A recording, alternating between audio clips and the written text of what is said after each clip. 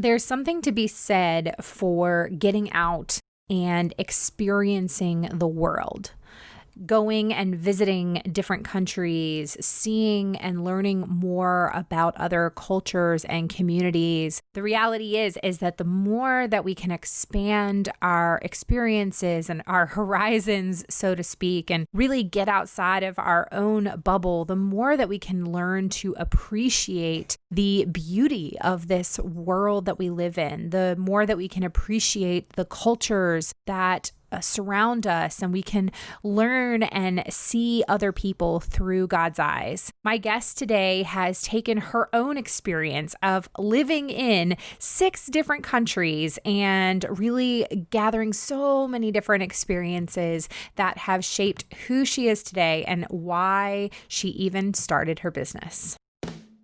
Welcome to Business with Purpose. I'm your host, Molly Stillman of stillbeingmolly.com, and this show is all about bringing you the stories behind the brands, companies, and small businesses that are changing the world. Each week, I interview an entrepreneur, a CEO, nonprofit director, community leader, or just an amazing person who is trying to make a positive impact not only through their personal life, but also with their career. My goal is to show you that no matter what you do for a living, you can make an impact wherever you are. My guest this week is Deanna Cook, a global changemaker and development professional with extensive international experience in Asia, Africa, Europe, and North America. Her latest project, LIYA Collective, is a sustainable accessory brand of minimalist pieces ethically made around the world. She loves yoga, travel, spending time outdoors with her puppies, and all things conscious living. My conversation with Deanna was just such a breath of fresh air. She was just amazing and just really encouraged and inspired me in so many different ways, and I know you're going to love it too. So without further ado, on to my conversation with Deanna. Deanna, thank you so much for being on the show. How are you? I'm doing well. Thank you. It's a pleasure to be here. I am just so excited to chat with you. And so I want to just dive right in and have you give us the Deanna 101. So tell us who you are, how you got started, and how you got to where you are today. Absolutely. So I grew up just outside of Toronto, Canada, but I was always curious and interested in the world around me, in learning languages and learning about other cultures, other countries. And when I was in grade school, I remember telling people, when I grow up, I want to be a lawyer for the United Nations, without really knowing what that meant, other than the fact that I wanted to help people who lived all around the world. So when I went to university, I ended up doing a business degree, but it was a really interdisciplinary program where I was able to study international management, international development, French, Spanish, and I also had the opportunity to study abroad in Spain, which was amazing. But when I graduated, I still didn't know exactly what path I wanted my career to take. So I started off interning with a small nonprofit in Canada who was doing women's entrepreneurship training programs for different women artisan groups around the world. When I was working there specifically, we were working with artisan groups in Bolivia. So that was an amazing experience and I learned so much. But when the internship ended, I ended up flying across the world. I moved to Taiwan and I taught English for 2 years. So I really had the opportunity to dive into Asia and learn Mandarin, and it was incredible. But I knew after working in the Taiwanese school system for a few years, I wanted to get back into the nonprofit space. So I ended up moving to Tanzania.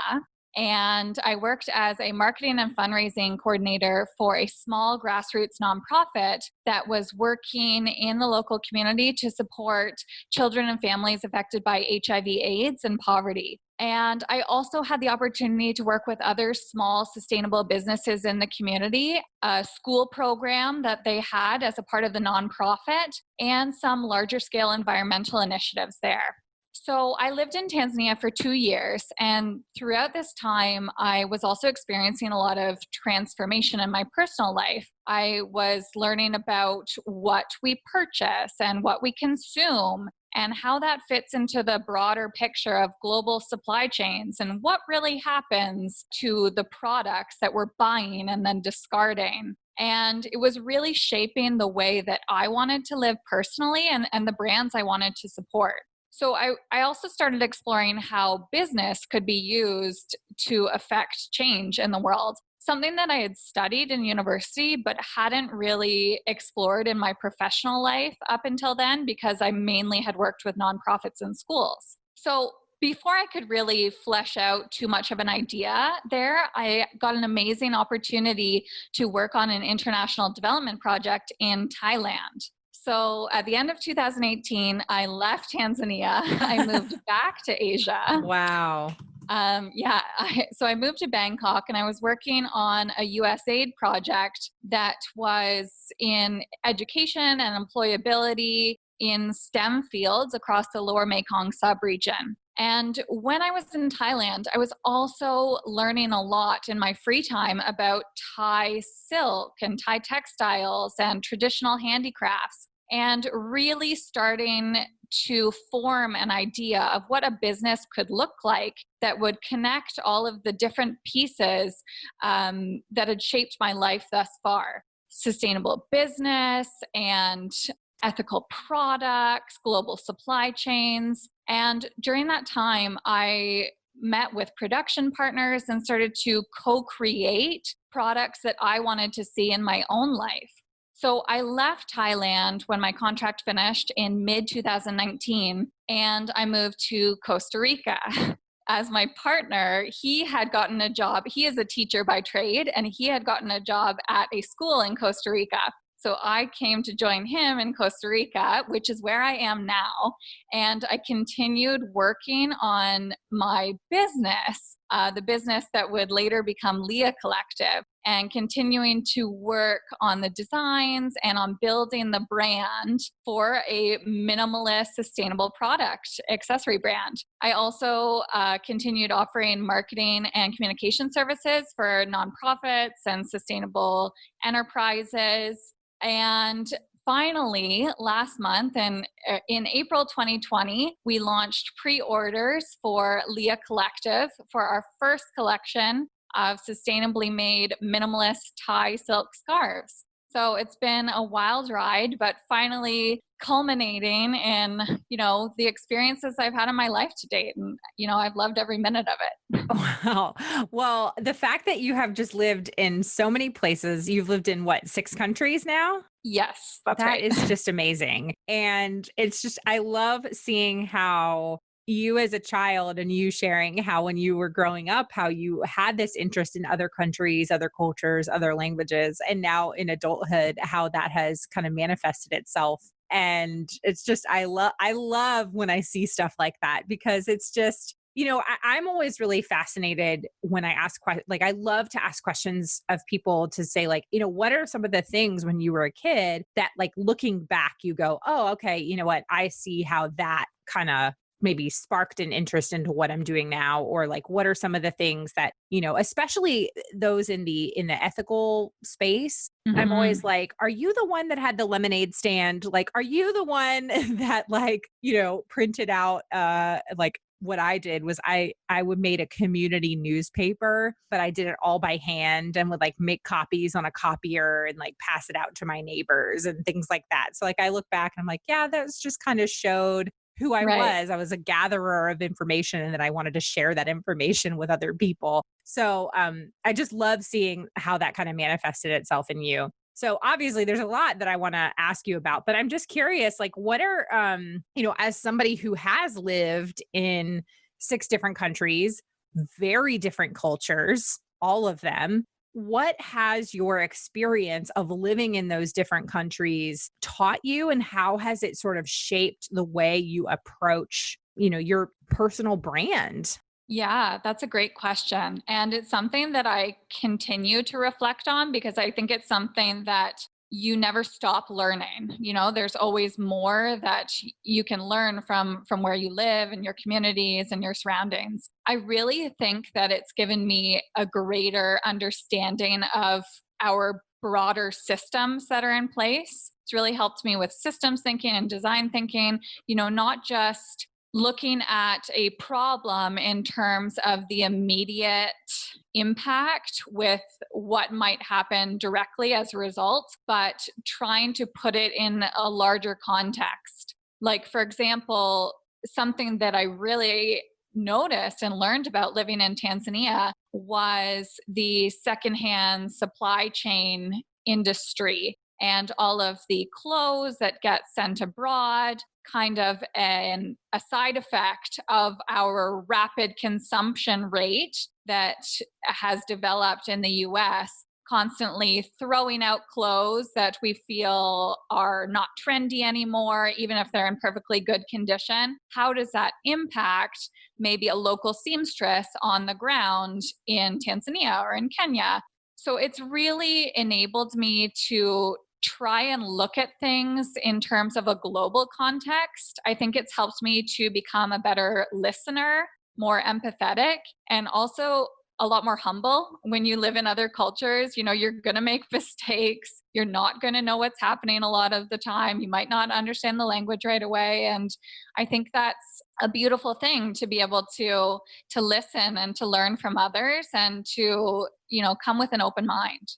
Yeah, I have also been really I've thought a lot about the whole secondhand supply chain thing, and I appreciate that that's something that you've brought up, because I don't think it's something that we talk about enough. And we talk a lot about our consumption, and we talk a lot about our just kind of the fast fashion movement and waste and all those kinds of things. But for so many people, I don't think they really consciously realize where that stuff goes when you get rid of it. And that's a Mhm. conversation I have with my kids a lot, because my kids are 6 and 4. And so I try to explain to them, I'm like, look, when get something out and then you throw it away, like, it doesn't just disappear. Like, it doesn't, Yeah. I realize that for a lot of us, there's this out of sight, out of mind mentality, but it goes somewhere, and it has a life after you're done with it. And Mhm. I was most personally affected by that. And I'm glad that you brought up Kenya, because I have been to Kenya quite a few times. And one of the most transformative experiences for me was on a trip that I took to Kenya in January of 2017. We visited the Dandora Dump, which is the largest dump site in East Africa. And it might at this point be the largest in Africa, but I know it's the largest in East Africa. And it's in Nairobi, or outside of Nairobi. And it is, as far as the eye can see, it's just waste, trash Mhm. everywhere. And walking through there and just literally seeing in front of me and walking on our waste, our trash, the things that I saw, and then the people that are making a living from the things that are dumped into the dump site, it was really jarring for me. And I Yeah. really began to think about, okay, how am I being a responsible consumer of things, and how am I, getting rid of things responsibly? And then just seeing, when you drive through the markets there, I mean, outside of Kibera, which is, one of the largest Mhm. slums, driving outside of Kibera, you have all these markets where it's just piles and piles and piles of our clothes. Right. And I'm like, this isn't sustainable. This isn't Yeah. sustainable.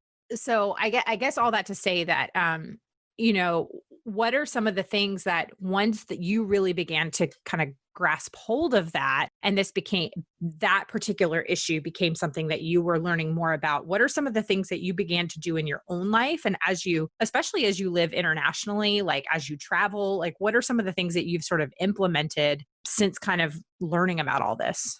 Yeah, there have been a number of things, and especially I like how you framed the question in terms of how I travel, because often the choices that I make when I am on the road or when I'm living abroad have to be different than if I was living at home. For example, when I am living abroad, online shopping is not as easy because some places, just the cost of shipping, if I was buying from a Canadian store, the cost of shipping it to where I am in Costa Rica is just exorbitant and it might get lost in the mail. So if I really wanted to buy something, I would send it to my, my family's house in Canada. And then I just have to pick it up next time I go visit Canada. Yeah.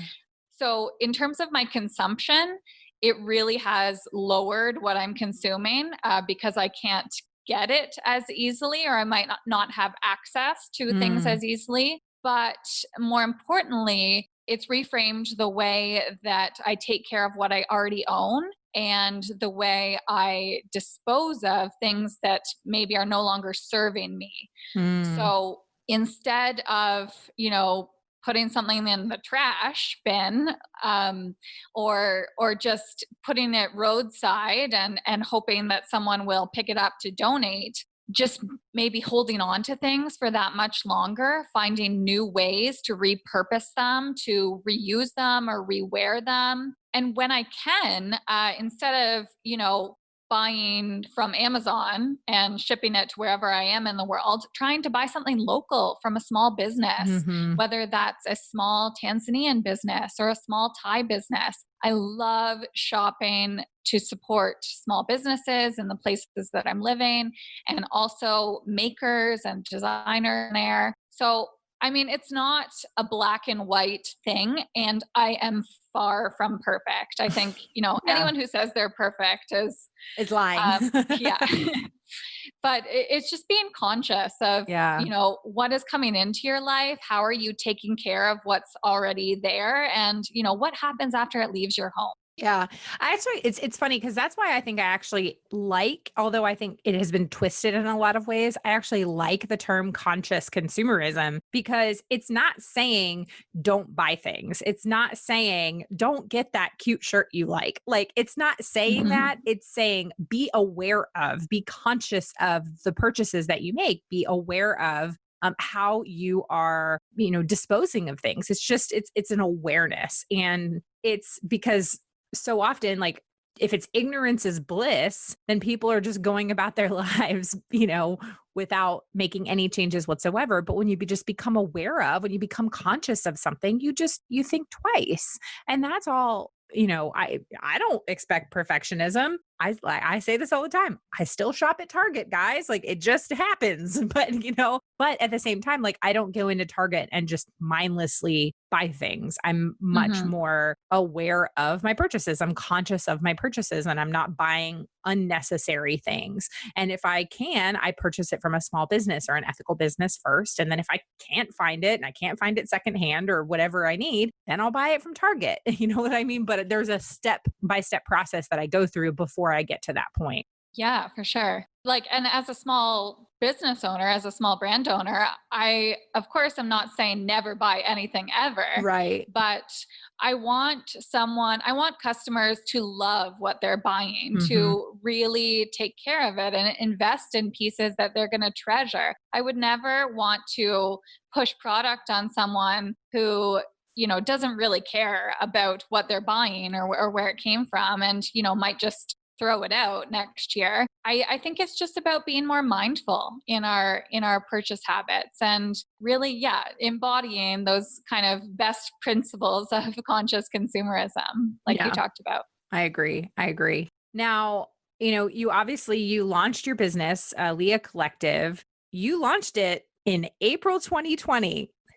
We all know what's been going on, especially April 2020 was right in the heat of things. And obviously by the time this airs, who knows what has happened, but really you're launching it in the midst of COVID-19 and a potential economic recession. What has it been like launching a business amidst such uncertainty? Yeah, this was a decision that I weighed before going ahead with the launch. And I do have peers, owners of other new brands, that decided to postpone their launches. But unfortunately, right now, they don't know when they might be able to launch. And, we don't know when things or if things will return back to a state of normal. So, in making the decision to go ahead with the launch, I really based it on the fact that we had been preparing for the launch for a year. we had everything ready to go for the launch. And our production partners in Thailand had expected this order. And really, that was the main factor that I looked at.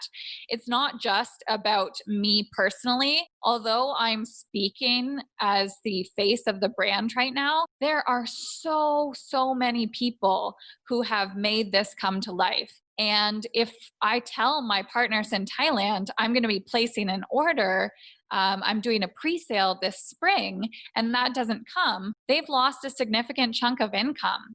So, although the launch was smaller than I would have hoped had there not been a global pandemic, it Yeah. was important to me to still go ahead with it because of the other people in our supply chain and, because of what they represent and how we can continue to support them through our purchases. Yeah, that's a really good point and a conversation that I've tried to bring up a lot over the last few months. I did a solo podcast episode back in, yeah, I guess it was April, and all about just kind of how you can support ethical fair trade businesses during this time. Because what I think a lot of people don't realize, and it's a conversation I want to keep having, is that what makes, I mean, yes, all businesses are struggling right now. Small businesses are struggling, but there's a unique aspect of ethical and fair trade businesses in that they have artisan partners that they have made commitments to. And where a lot of we're seeing in the news, a lot of the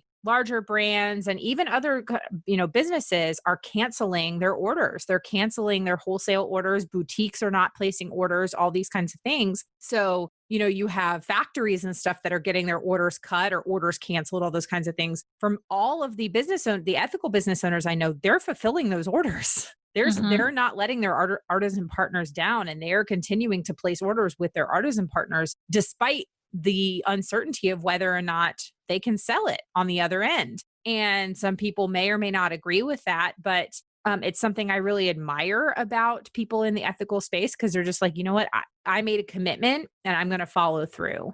And then I'm just going to kind of trust that it's going to be okay in the end. And so I think that's a really important conversation to have, where you just said, like, we were ready. We'd placed the order. Our artisan partner was counting on this. We're going to do this. We're going to do this. Yeah, and it's tough for everyone out there, but we're just taking it day by day and Yeah. doing what we can and trying to support the small businesses in our network. Yeah, absolutely. Now, for those that have not checked out LIYA Collective yet, so I mean, so you shared with us that they're beautiful handmade silk minimalist scarves. So, talk about the design.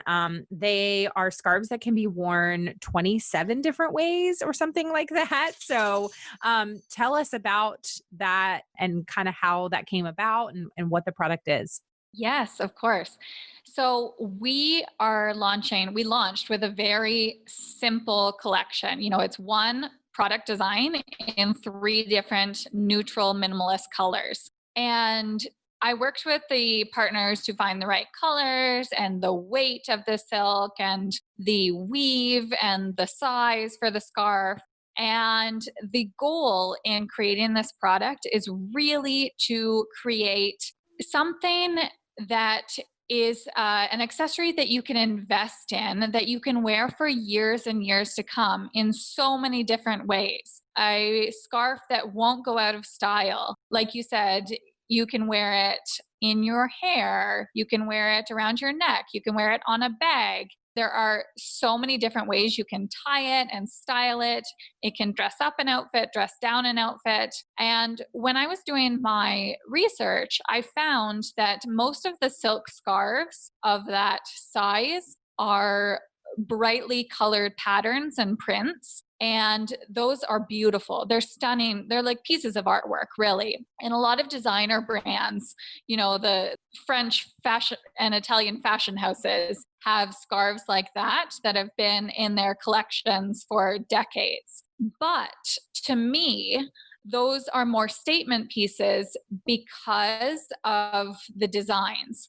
And I'm someone who's a very minimalist dresser. I wear a lot of solid colors, and I was really looking for a scarf that was just a solid neutral pattern or print, and I couldn't find one. I couldn't find something that I could wear every single day in so many different ways with everything in my closet. Yeah. And so I wanted to create that. And so that was something that we worked together to kind of co create this beautiful, minimalist, neutral piece that's not going to go out of fashion. And hopefully it's something that people can treasure. Yeah, they are absolutely beautiful. And I'm with you. It's funny, I used to be somebody who wore a ton of bright colors, and now I really find myself being drawn a lot more to just kind of neutrals. And I mean, I still will wear color, but in general, like I wear a lot of neutrals, a lot of things that are more solid or pretty neutral prints, and then I will dress things up with an accessory. And, whether it's colorful earrings or a bag or a shoe, something like that. And yeah, I mean, I love having, an accessory that can go with multiple things. And so that just really allows, you to be able to really kind of customize your wardrobe to what fits your style. Yeah, absolutely. That was the goal here. Well, they're absolutely beautiful. I'm really excited for you. Do you already, I mean, I realize you just launched, but are you already kind of dreaming of what is to come? Yes. For right now, I definitely want to stay in the accessory space, but I really would like to explore a warmer kind of textile. So, like a winter scarf, something a little thicker. I would love to get into the hat space. I would love to work with handbags. These are, big dreams for the future, but I'm exploring what that might look like and different groups that we can partner with in other countries for future collections. Unfortunately, I probably can't travel right now to, work with Yeah. anyone in person. But I think that this is a turning point where we can reimagine what global partnerships might look like, even if we do have to do more work remotely. Yes, yes, yes. Yeah. I mean, I don't think people realize enough too, just like that's another concern I've heard from ethical brand owners is the lack of being able to travel to meet with their artisan partner groups. And so they're just kind of relying on technology to check on you to work on product design and development. And but then of course we've got shipping issues and Yeah. all of the things. Well, I'm really excited for you. I think it's your work is beautiful, and I mean, but obviously, the like you said at the beginning, like your brand is really a culmination of years and years of years of work in this space and travel, and there's just so much behind it, and I think it's really exciting to see when somebody pursues something that they've clearly been working on for a long time. So, Thank you so congratulations. much. You're welcome. You're welcome. Okay, well, for the listeners, I will have all of Deanna's information, obviously links to the LIYA Collective in the show notes. So be sure to check that out. Deanna, before we go, it's time for the get to know you round where we just ask some fun get to know you questions. So are you cool with that? I'm excited. Let's do it. Awesome. So I wanted to just add this question in here at the last minute. Out of 6 countries that you have lived in, which one is your favorite? Or is it even possible to pick one? Ooh, I I feel like it's impossible to pick one country overall, but I could pick countries per category. So like, you know, Taiwan, I loved the food, and Mm-hmm. Spain, I loved the ease of travel to other beautiful European countries. Yeah. Costa Rica, I love the laid back beach lifestyle. Tanzania, I loved the community that we made. Every country has its own pros and Yeah. cons. And yeah, I love different countries for different things. That's really cool. That's really cool. Yeah, I have not been to any of those places except for Costa Rica. I have been to Costa Rica and it's a beautiful country and just the people there are amazing. The food is amazing. It's yeah. So that's Yeah. I'm glad that you were there during a global pandemic because I bet you can you like go how far are you from the beach? Well, actually, the beaches have been closed. Oh no. Yeah. I'm like a 5-minute walk from the beach. So, Oh, and we have 2 dogs. So normally we take the dogs, go to the beach every day, but they're trying to prevent mass gatherings. So hopefully they'll open up again soon and You we can can like look enjoy at the them from nature. afar. You can be like, Yeah, hello, beach. It's so nice to see you. I know, I know. I know. Awesome. Okay. My next question is, do you have any unusual talents? Ooh, I guess I've tried to learn the language in every place that I have lived. So I, can get by in several different languages. So that's, I guess, not very common No, that I I can love speak. that. I love language. Love, love, love languages. Hmm. I'm learning like 7 on Duolingo right now. So Oh yes, love Duolingo. yes, That's it's awesome. amazing. It's awesome. I mean, you really Uh-huh. can. I mean, obviously people are like, well, you can't be conversational. And I was like, I mean, I've been to Kenya and I can speak Swahili pretty well. And I learned mostly on Duolingo. I refine it when I'm there. And so I'm able Hmm. to like practice and then learn more like kind of slang and things like that because they don't have a Yeah, lot of yeah. slang on Duolingo. So you're speaking much more formally. Like I didn't learn until probably like my 4th trip to Kenya that you don't say jumbo. Don't say jumbo. Like at least in Oh Kenya. yeah. They're like cuz like everybody's like they teach you that jumbo is hello and they're like no, no, no, don't say jumbo. Like nobody Yeah, says that's like a jumbo. Mazungu thing Yes, it's a to Mizugu thing. say. So it's Like, like basically being like, "Hello, I'm a white American." Like that yeah, is yeah. that's Jumbo. They're like, "Yeah, nobody says Jumbo." So it's just fun then. So then I like learn kind of the more like slang ways of being like, "Hey, what's up? Sasa?" Or something Hmm. like that. And then when you say it and they're like, "Oh, wait, what?" So they love it. So Yeah, um no, it's so fun. it is really fun. Okay. What is something that is really important to you? Obviously, you have a lot of things that are really important to you, but is there anything that's really important to you that you never really get a chance to talk about? Hmm. That's a good question. Well, something that comes to mind right now, I just mentioned, but I don't talk about it in my professional life at all. But my partner and I we have 2 rescue dogs. One we adopted when we lived in Tanzania, one we recently adopted in Costa Rica. Aww. So I think like animals, adopting dogs and rescues, that's really important to me. And, they're a part of our family. And I think in a lot of the countries I've lived in, there's a lot of stray animals. So there's a lot of need for that. But yeah, it's, not part of my professional life, but one of my personal passions for sure. Yes, that's great. We also have 2 pups here at home. They are getting up in age though, so Oh, I'm praying that they hang on. I think well one of our dogs, my husband and I are convinced is basically like the dog form of a cockroach, like in that like I don't think anything's going to ever kill her. I think she's going to actually like the world's going to end and it's going to be cockroaches and Tater. Like that's what's going to be oh my left. gosh. Because Tater is the dog that like she should have died like 18 times already. Like she is the dog that just gets into stuff Uh that she huh. shouldn't get into or has been, like killed snakes and bitten by snakes and Oh, wow.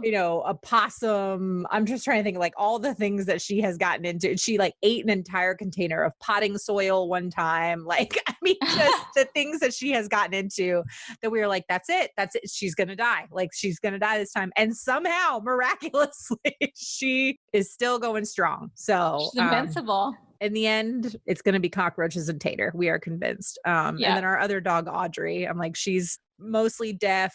I'm pretty sure she's going blind. Her back legs are giving out. I'm like, my Hmm. sweet Audrey, but she's a little old lady. So she's, Yeah.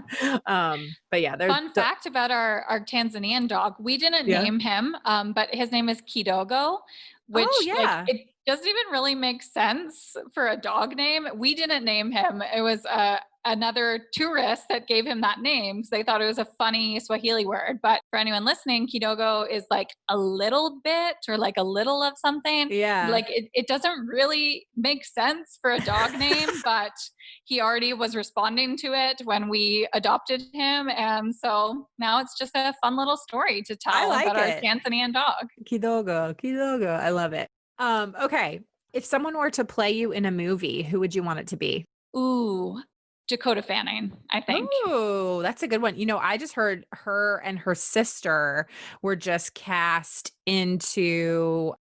cast to play in the movie in The Nightingale, which is the book Oh, that's going to be or the movie based off of the book by Kristen Hanna. I think the casting was actually announced in like December, but I read the book in January and it was really good. And so as soon as I saw the casting of Dakota and Elle Fanning, I was like, oh yeah, I can totally see that. So Yeah, I'm excited. amazing. Yeah, no, I'm I can't wait to excited see about that. Yes.